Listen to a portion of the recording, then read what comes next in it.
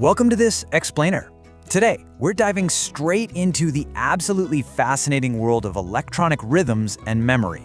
You know, if you've ever wondered how the silicon brain of your computer keeps perfectly accurate time, or for that matter, how it remembers a simple 1 or a 0, well, you're in the right place.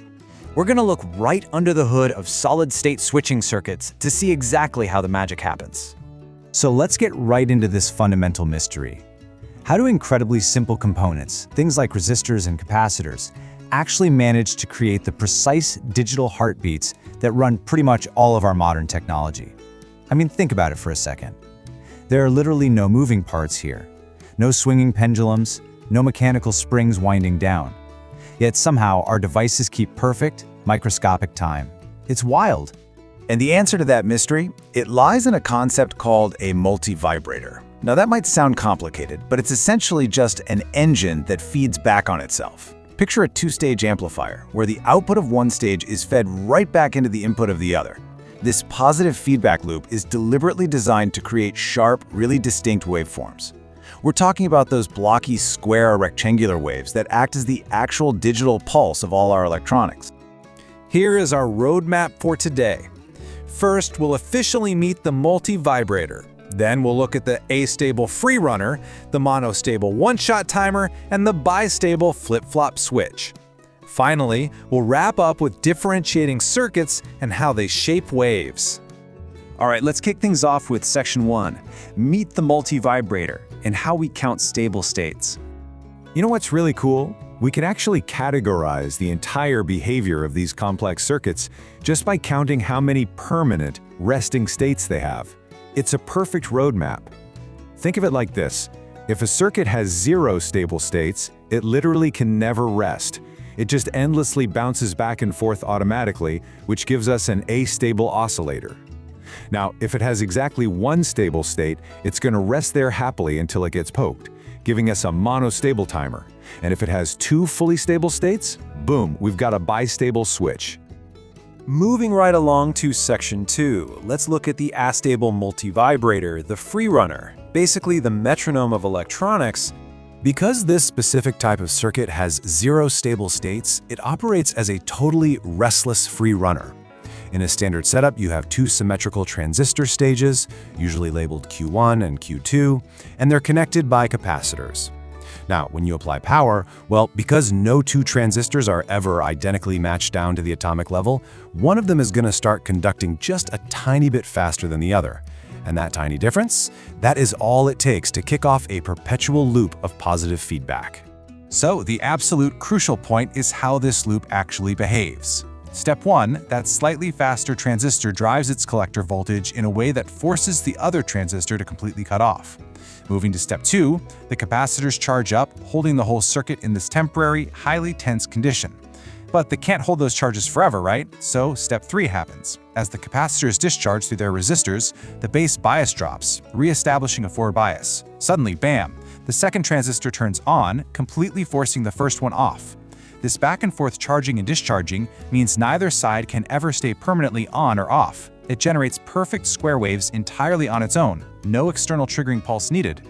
And get this, the entire rhythm is dictated by one incredibly simple formula. T equals 1.4 RC. That's it. By physically swapping out the resistors, that's the R, and the capacitors, the C, you get to perfectly control the total time period, the T, of that square wave heartbeat. The circuit is literally at the mercy of this elegant, simple math. All right, on to section 3, the monostable one-shot timer. I like to call this the electronic snooze button. So in this setup, the circuit is designed so that one transistor is naturally, happily conducting at full saturation, while the other one is just completely cut off. This is its single stable home.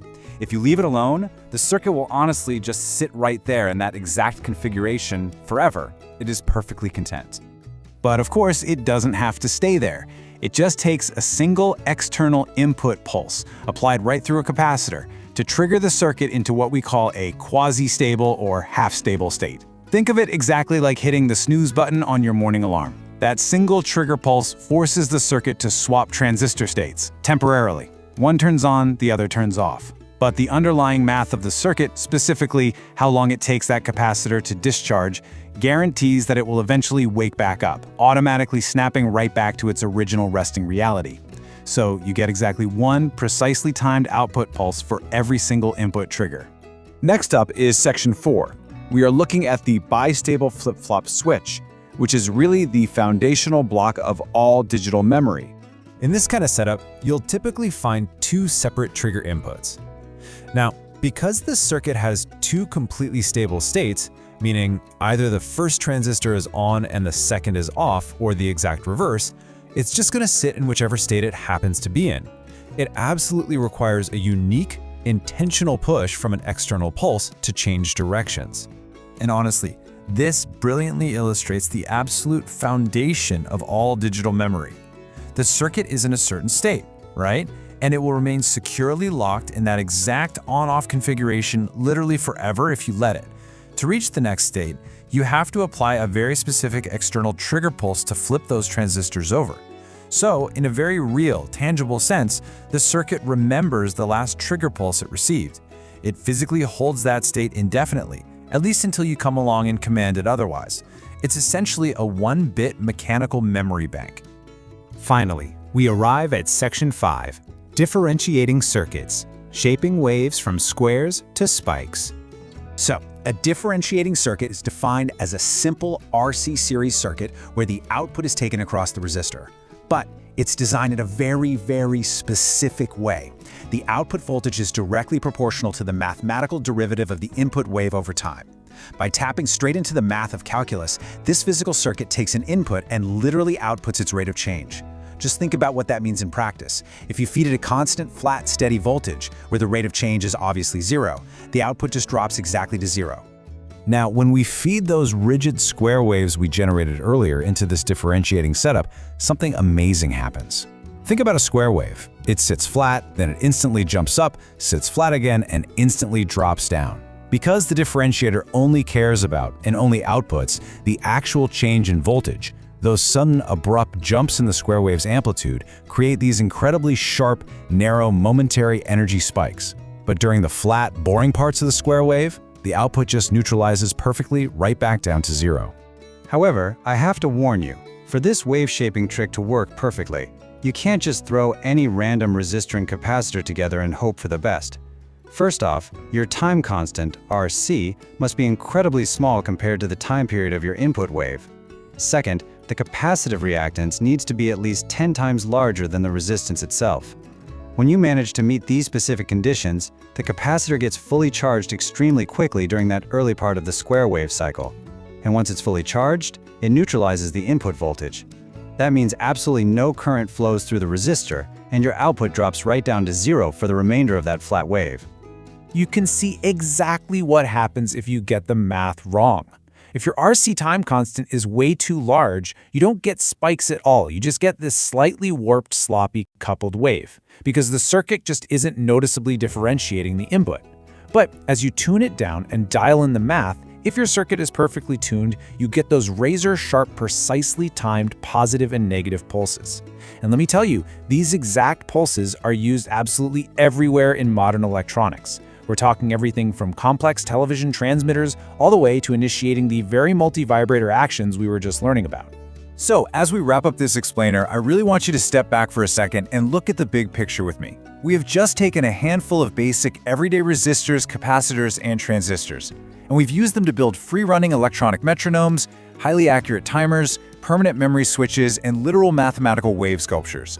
As you look around at your computers, your smartphones, and all the screens in your life today, just consider how every single complex digital operation ultimately stems from these beautifully simple, perfectly stable electronic building blocks linking together. Seriously, what kind of technological symphony could you conduct if you had millions or billions of these stable states right at your fingertips? It is a pretty fascinating thought to leave you with, isn't it? Thanks so much for joining me on this deep dive into the evolution of stability.